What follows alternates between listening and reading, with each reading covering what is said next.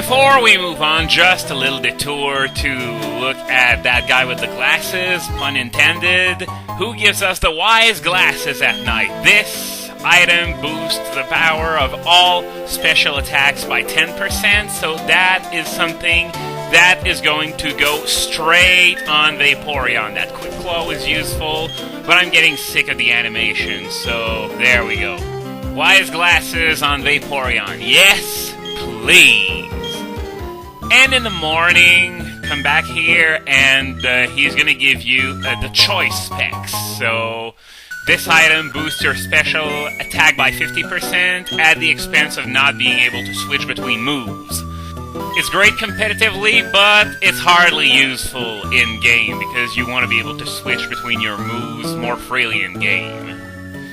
Okay, enough dilly-dallying, let's get started on this place, which isn't really long. There's a painting here that represents what else but Uxie, Mesprit, and Azelf. Shining Sphere, blah, blah, blah. What is this all about? And here's the Elder who's going to give us an explanation of what that painting actually is. Okay, being so powerful, they were considered deities at the time. Power to match either being, so those deities would be Dialga, Palkia, and Giratina, and the three beings that she's talking about are Uxie, Mesprit, and Azelf. It's a bit blurry because there are two trios whose stories intertwine between each other. And okay, here's Cyrus. So I would like to remind everyone that this part isn't in Diamond and Pearl, it's only in Platinum, and as it would be, Cyrus is very interested in that legend because it's heavily involved into his plan of creating a new, better universe, or just destroying it, since he's just lying to everyone about his true objective. Okay, I'm not interested in your question. She's got a little bit of Professor Rowan into her. You know, remember back in Jubilife when he just shrugged off those two grunts? But, okay, why does he want to destroy that painting? It's not like it's gonna do anything. Hey, look at me, with my advanced technology I'm going to create a new universe, and my first step is going to be to erase a painting! Ha ha ha! I am evil! Ha ha ha! Fear me! Okay, so, as I said, this isn't in Diamond and Pearl, but it is in Platinum. This is the first battle against Cyrus. And he's gonna start off with both a Sneasel and awesome battle music. I love this song. So, Screech, why didn't he use an ice move, especially? Because it would have seriously put a dent into my Togetic, but whatever. Sneasel burns to death, so yeah, that's already one down. Golbat now, so I'm gonna go for Vaporeon with Ice Beam, since that's the best thing I have against that thing at the moment. And yes, of course we're going to be fighting those guys fully evolved later on. There are 3 battles against Cyrus in total in this game, only 2 in Diamond and Pearl since this one isn't there. And okay, Golbat goes down to a single Ice Beam. Gee, what a surprise! And now Murkrow. Well, Murkrow, I would have a lot of things to say about this little guy in Generation 5, but this is going to wait until after the fight, or maybe even later than that. So Ice Beam, as expected, eats through Murkrow like a knife through hot butter. So, that was it, folks. Cyrus, the leader of Team Galactic, 3 hits, 3 kills, and a Screech that missed. Should have used Ice Punch. I think that Sneasel had Ice Punch. What a conkeldurr. But, okay, now Cyrus gets some brilliant idea, apparently, but we're gonna come back to that later on. Okay, and of course, we're getting some rhetoric about how Cyrus's plan is complete bullshit. And, oh, we're gonna get something here! Oh, please let it be what I think it is! Please! Yes! HM03! Surf! Score! And yes, this is the moment I've been waiting for. I'm going to give it to both Vaporeon and Bibarel. I'm giving it to Bibarel just in case I don't have Vaporeon in my party later on, since when I'm going to have 6 party members, I'm going to have to shuffle between them and keep 2 slots for my HM slaves. So Vaporeon is going to get Surf. I'm going to have it forget Water Gun. See, that's why I didn't teach it Brine, because the period of time in which it would have actually used Brine would already be over. So now to teach Surf to Bibarel as well, we're gonna forget Water Gun. Again, yeah, I wasn't about to get rid of Hyper Fang. Even though Hyper Fang really isn't all that good for HM Slave purposes, but if I ever need to fight with Bibarel, at least it's going to be a bit stronger that way. And I'm just reorganizing my moves because, as I said before, I have my way of organizing them, and I'm not completely happy unless they're organized just the way I like them. What?!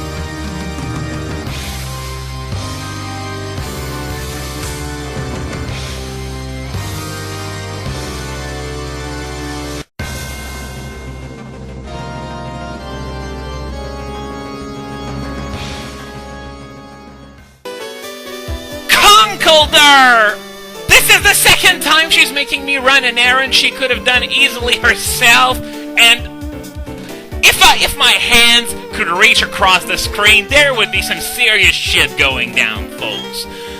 Okay, well, yeah, silly talk, nothing to take seriously. Hey, it's not because they're dressed up for Halloween that you shouldn't take them seriously. I mean, even the international police understood this, and even though they sent a complete nutjob to take care of the situation, at least they did something! Yes, doing something. That is something you clearly aren't familiar with, Cynthia. God fucking damn it. Conkeldurr! Yeah, it's worth saying again. Anyway, let's move on to something else now that we have the Surf HM first, putting Torterra in the lead, because Torterra and Vaporeon now are going to have a lot of screen time with the massive surfing spree we're going to be going on for the next few videos. And our first stop is going to be the Orber Gate, which we can now access. I believe we can access it in full now that we have Surf. So there are a few items down there, as well as a trainer or 2 to fight, which is going to give me the occasion to come back on this whole situation about the English names, specifically whether they're real or not.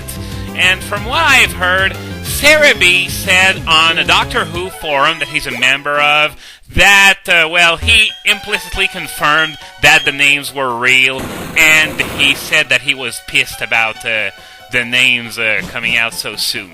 Now, I don't understand why he'd be pissed about it, since it was nothing under his control anyway, but I have 2 ideas as to why.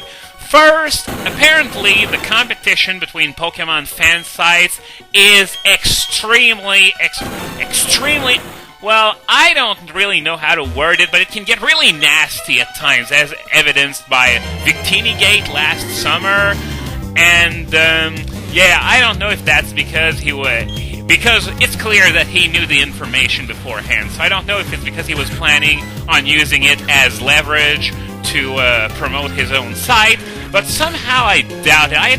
I don't claim to know Cerebi personally, but I don't think that kind of thing would be like him. I think it's far more likely that, from now on, everyone is going to just be using the English names, while Cerebi still has the Japanese names up on his site, and there's not a thing he can do about it. He can't officially confirm those names, because, as I said before, Nintendo are being complete Nazis about everything about this game.